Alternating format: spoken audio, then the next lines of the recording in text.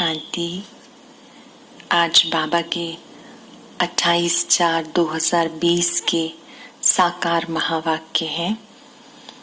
आप सभी बाबा के नए नए बच्चे बाबा की इस मुरली को बहुत अटेंशन से सुनेंगे, एकाग्र होके सुनेंगे।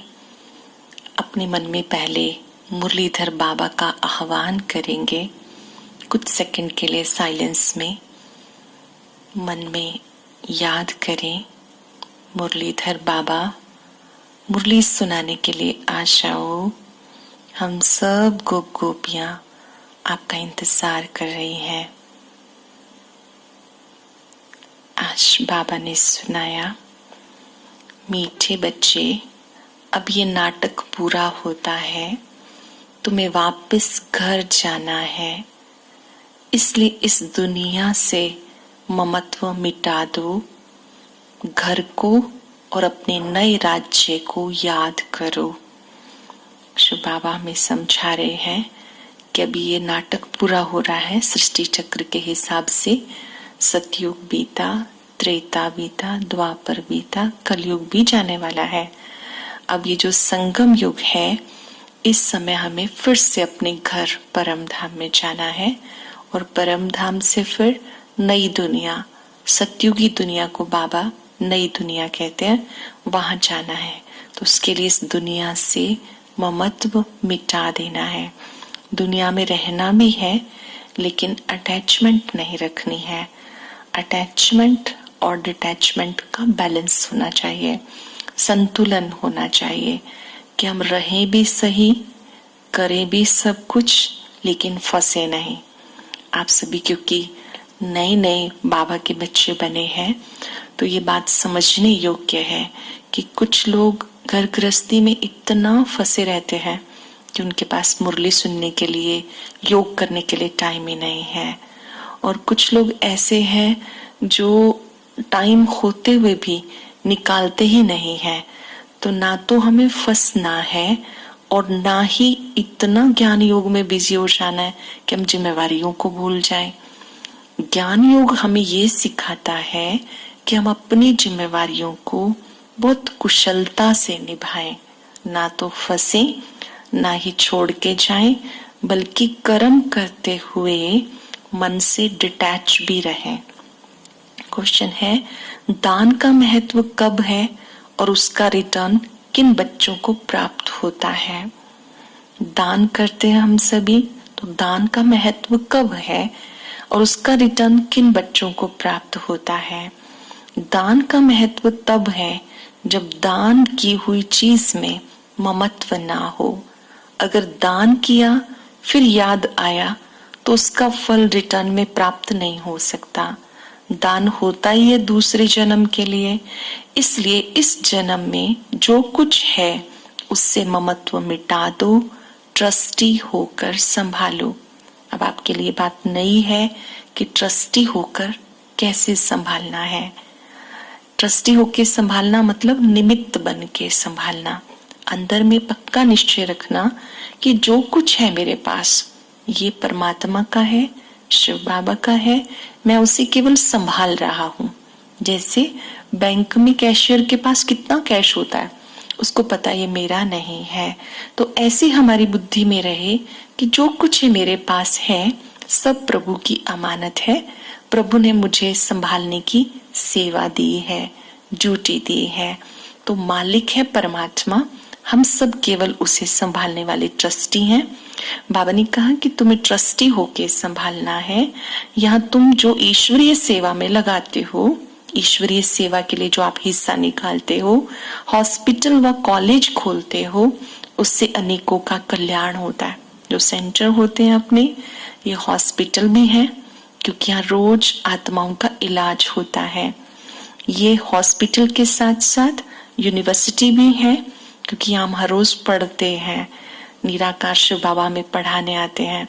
तो बाबा ने कहा जो आप धन लगाते हो उससे यहाँ पर हॉस्पिटल अर्थात रूहानी सेवा केंद्र खुलते हैं, जिससे बहुतों का कल्याण होता है।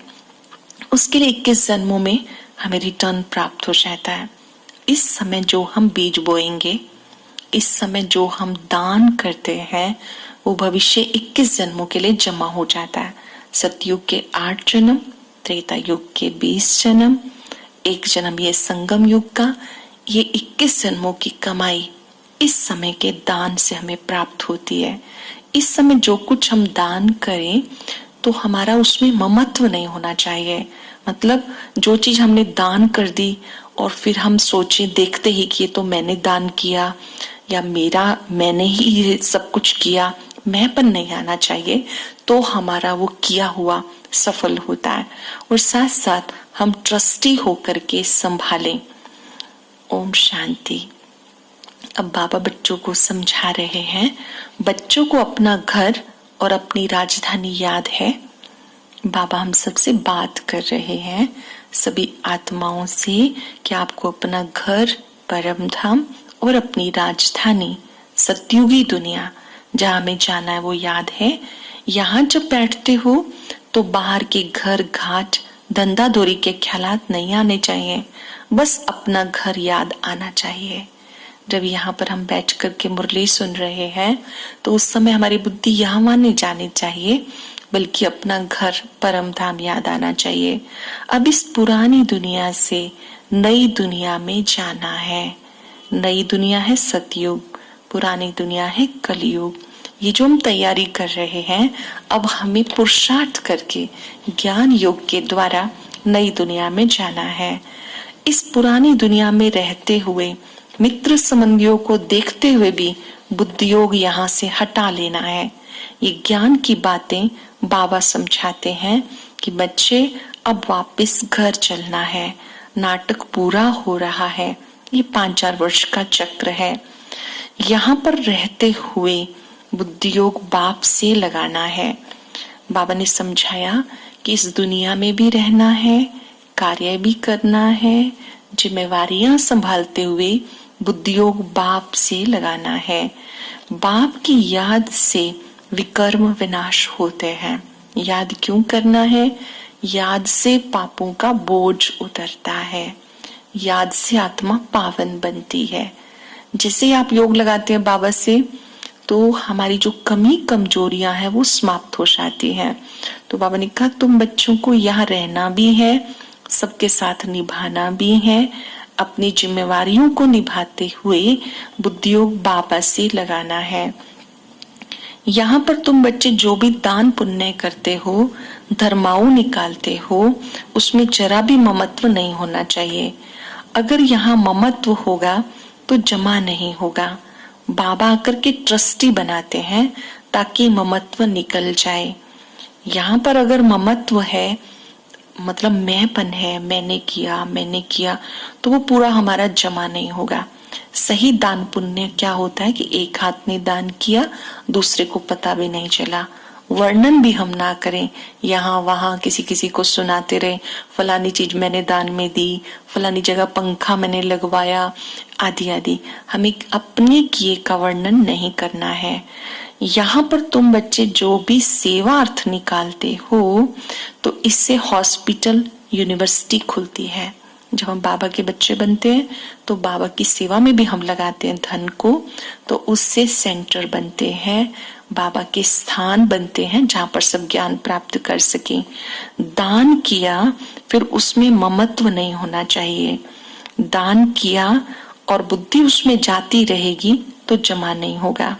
बाबा बच्चों को समझाते कि ये पढ़ाई है, इस पढ़ाई से तुम्हें दैवी गुण धारण करने हैं। ये जो पढ़ाई है बाबा की मुरली, इसको रोज सुनना है और दैवी गुण धारण करने हैं। क्या होते हैं दैवी गुण? बाबा ने हम सबको समझाया कि आपको मनुष्य से देवता बनना है, ये आपका लक्ष्य है।